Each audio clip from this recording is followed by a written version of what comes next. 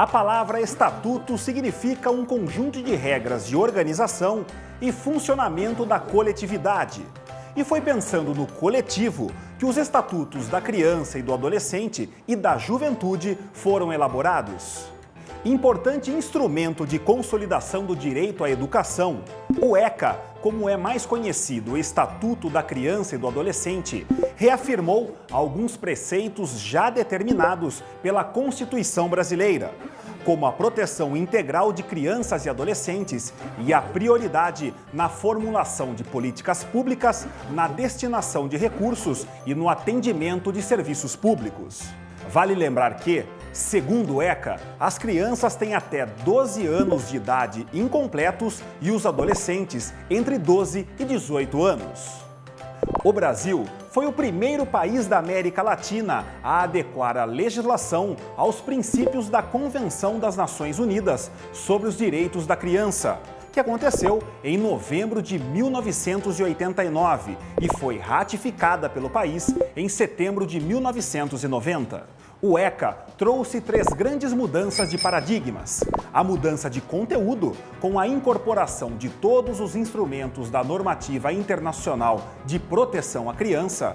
A mudança de método, que deixou de lado o modelo repressivo em prol daquele que prioriza a garantia de direitos. E a mudança de gestão, com a descentralização e a participação como focos principais. Além disso, o Estatuto impõe 3 grandes desafios. O desafio político de aumentar os níveis de participação da população e do respeito aos direitos humanos. O desafio social de erradicar as desigualdades sociais e o econômico, com a inserção competitiva no mercado de trabalho. Desafios que terão à frente 4 atores principais: o Estado, a sociedade, a família e a escola. O que a escola tem a ver com o ECA? A principal relação do ECA com a escola está ligada à questão da cidadania. A escola é um dos espaços para que se aprenda a viver em sociedade, respeitando leis e direitos. Portanto, é também um instrumento de cidadania, assim como o Estatuto. Estes atores também encabeçam o Estatuto da Juventude, bem mais recente que o ECA, mas que tem a sua força no reconhecimento do jovem como um sujeito político e de direitos. Segundo a nova legislação, são considerados jovens aquelas pessoas entre 15 e 29 anos.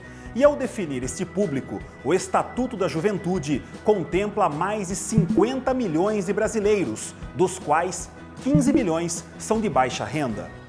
Na verdade, o Estatuto nada mais é do que um detalhamento das garantias já previstas pela Constituição, mostrando quais são as especificidades da juventude que precisam ser afirmadas.